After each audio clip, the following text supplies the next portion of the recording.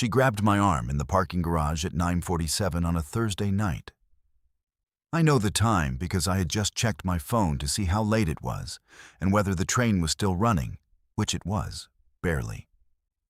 I had my bag on my shoulder and my coat half on, and I was already calculating the walk to the station when her hand closed around my forearm. Not aggressive, not desperate, just firm. The grip of someone who has made a decision and is seeing it through. I turned around.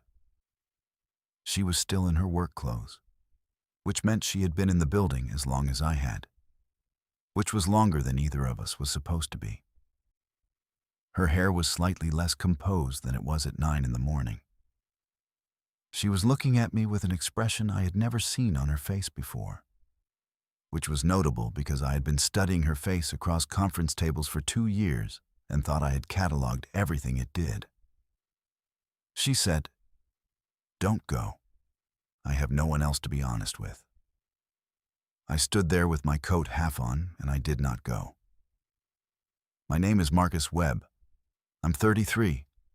I'm a senior strategist at a brand consultancy, which means I spend my days building arguments for why things should be understood a certain way, finding the logic that makes a position hold, and presenting it in rooms where someone is always trying to find the flaw.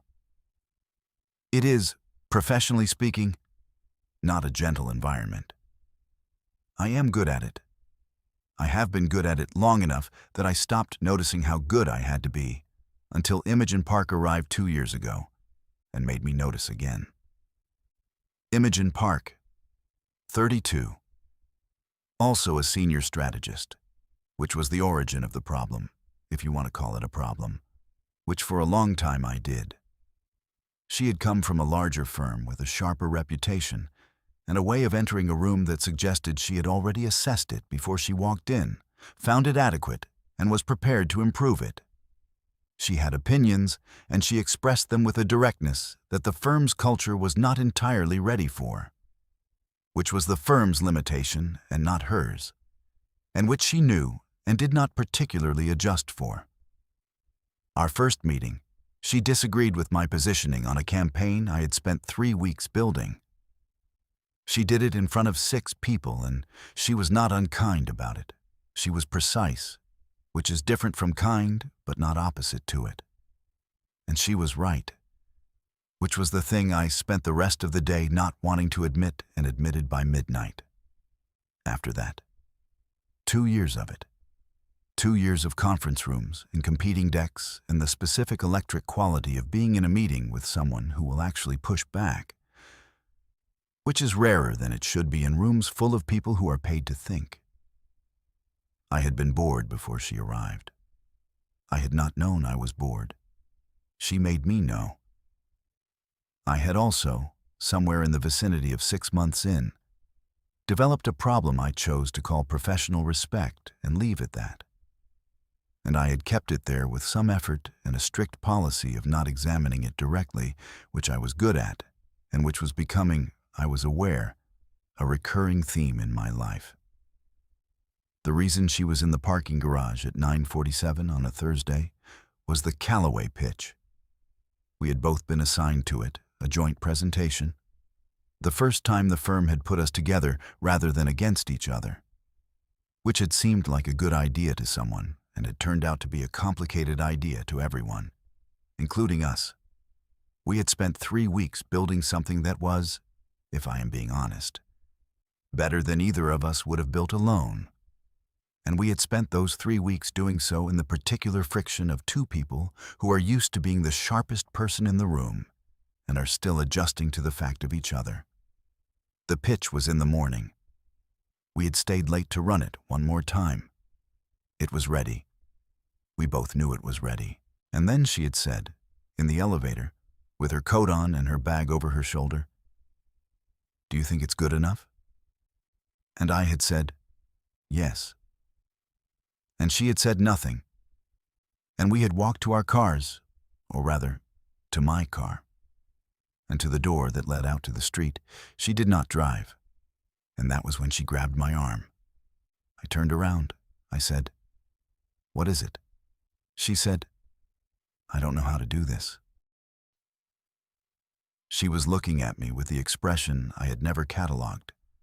Not the professional face, not the conference room face, not the particular expression she uses when she has a position and is deciding how to present it. Something under all of that. I've been rehearsing something to say, and I can't find the right order. I said, say it in the wrong order. She said, that's not how I work. I said, I know. Say it anyway. She was quiet for a moment. The parking garage was almost empty. One fluorescent light at the far end was doing something irregular. She said, when I asked if you thought it was good enough, I wasn't asking about the pitch. I didn't say anything. She said, I've been asking that question for 2 years in different forms, and the form it's taken in the last 6 months is... She stopped. Started again. I have a problem. I said, tell me the problem. She said, you're the problem. In a parking garage, at 9:47. The night before the most important pitch either of us had this quarter. She was telling me I was the problem. I could not argue with the precision of this. It was in fact the most accurate thing anyone had said to me in recent memory, and I could also not immediately figure out what to do with it, which was unusual for me, because I find most things to do with. I said, how long? She said, has it been a problem? I said, yes. She said, the Harmon Project, 8 months ago. You stayed late and so did I, and we ordered food, and you explained why you thought my approach was missing a layer, and you were right, and I didn't want you to be right, and you were right anyway, and I was? She stopped. I was very annoyed at how much I liked arguing with you. I said, I was also very annoyed. She looked at me. About the arguing. I said, about all of it. She was very still. Imogen goes still when she is processing something she did not predict, which does not happen often and which, I had learned, meant something had arrived that was real enough to require actual attention rather than the managed version. She said, I have told you things in the last 8 months that I have not told anyone else. About the Langley campaign, about what I actually thought of the Henderson brief, about... She stopped. I tell you the true version. Everyone else gets the version I've decided they should have. She looked at her hand, which was still on my arm, and then kept it there. I don't know when that happened. I said, month 4, after the Callaway pre-brief. She said, how do you know? I said, because that's when you stopped performing being right and started just being right. There's a difference. I noticed. She held my gaze for a long moment. Then she said very quietly, no one has ever noticed that. That landed in the specific quiet of a parking garage, between the fluorescent light doing its irregular thing and the distant sound of the city being a city. And it sat there for a moment the way things sit when they are real. I said, Imogen. She said, I know the pitch is tomorrow. I said, I know. She said, I know this is a terrible time. I said, it's probably the second worst time imaginable. She said, what's the worst? I said, the pitch itself. If you'd said this during the pitch, that would be worse. She looked at me for half a second, and then something broke across her face. Not the conference room anything. Something completely unmanaged. A laugh that came from somewhere she hadn't expected it to come from. Short and real. The kind that gets out before you can decide whether to let it. She put her free hand over her mouth for a moment. Then she said, that is not helpful. I said, no, it's accurate. She said, this isn't, she breathed out. This isn't me asking you for anything. I want to be clear about that. I'm not standing in a parking garage making a demand. I couldn't let you go to the train and have tomorrow be tomorrow without you knowing. That felt like a lie by omission, and I don't. She held my gaze. I don't lie to you. I don't want to start. She said it like a woman who had stood at a line for 8 months and was finally crossing it. Not because she'd been pushed, but because she decided that honesty was worth more than safety. I said, Imogen. She said, Marcus. I said, I'm going to say something. She said, okay.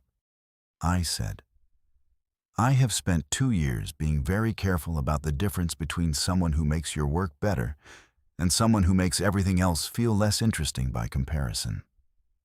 I have told myself that these are 2 different categories, and that the second one is none of my professional business. I paused. I have been wrong about that.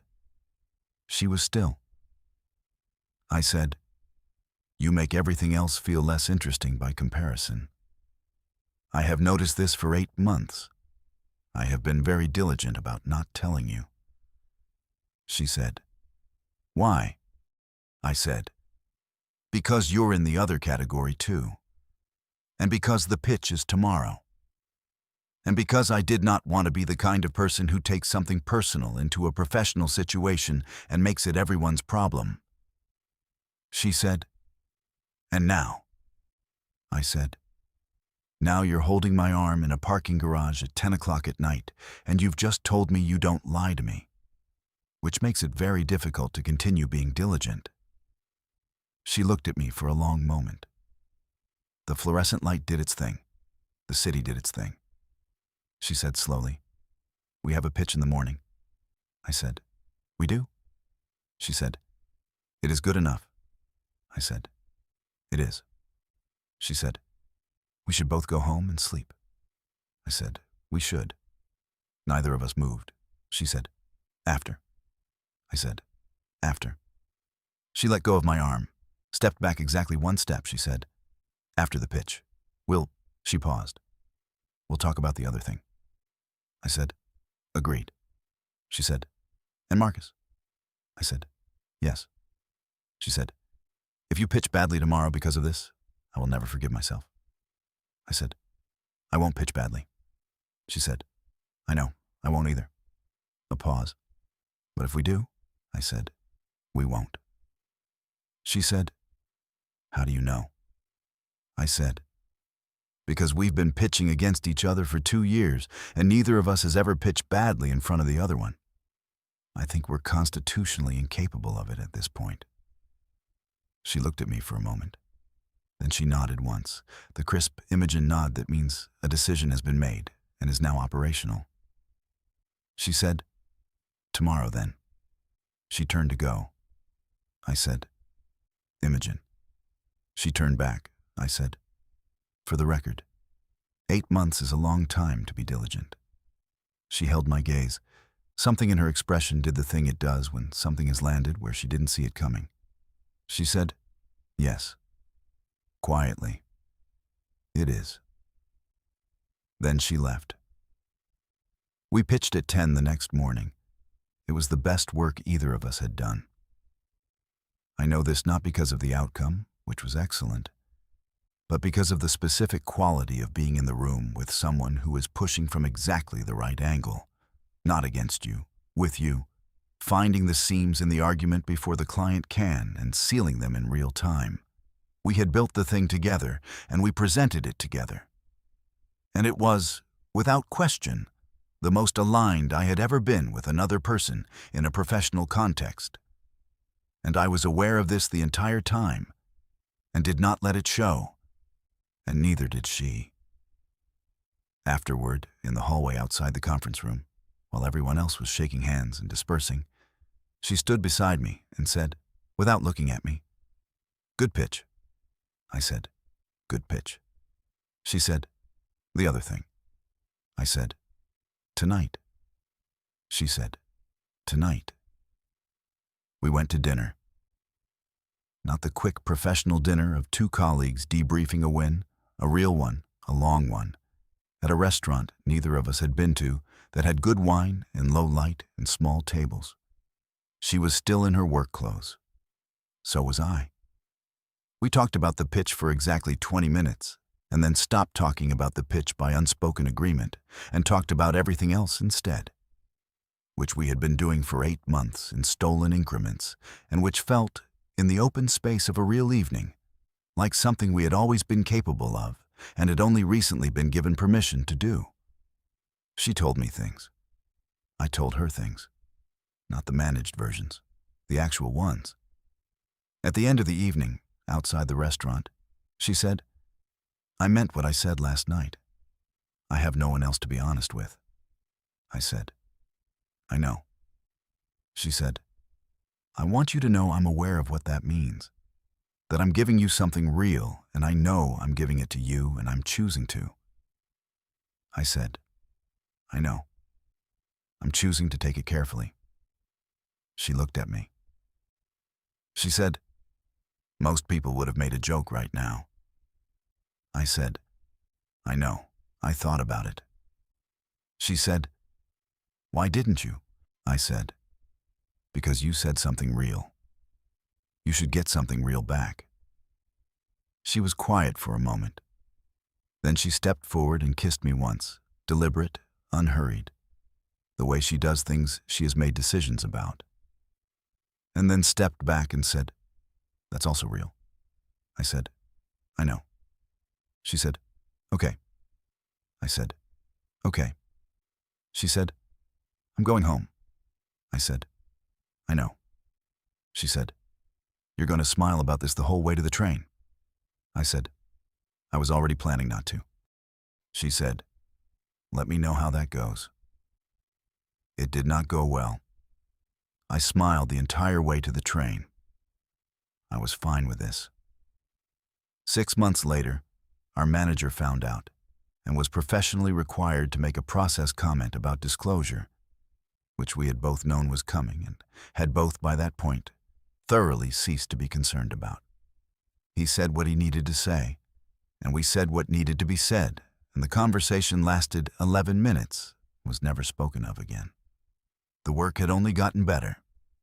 This was, in the end, the most persuasive argument available, and we were both people who understood how arguments worked. A year after the parking garage, she gave a talk at an industry conference about collaborative strategy, and someone in the audience asked whether she found it difficult to work alongside people who challenged her. She said, without pausing, "No, I find it clarifying. If someone makes your thinking sharper, you keep them close." She paused, professionally and otherwise. I was in the third row. She did not look at me when she said it. She did not need to. She tells me the true version of things. I tell her mine. It is, I have come to understand, not a small thing. To be the person someone does not manage. To be trusted with the unedited thought and the real concern and the actual feeling underneath the decided one. In a life full of versions, to be given the original is the thing. It was always the thing. I know this because she told me. She usually tells me first. What would you have done if someone grabbed your arm in a parking garage and said they had no one else to be honest with? And have you ever realized that the person who made your work feel alive was doing the same thing to everything else, and you'd just been very diligent about not noticing? Tell me in the comments. If this one stayed with you, leave a like, subscribe, and I'll see you in the next one.